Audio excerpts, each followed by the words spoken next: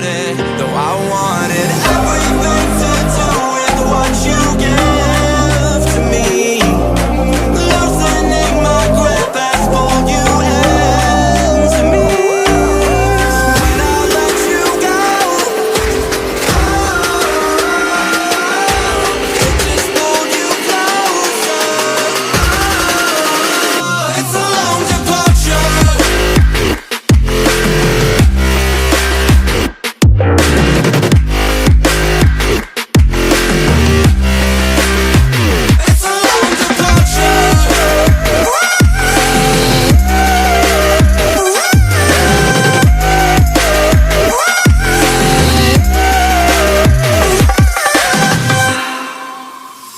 Before I see you again,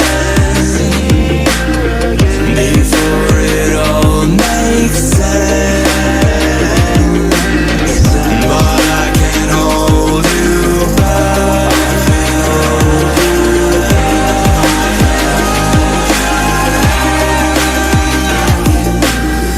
And I still don't understand where it came from, but you're back in with the passion.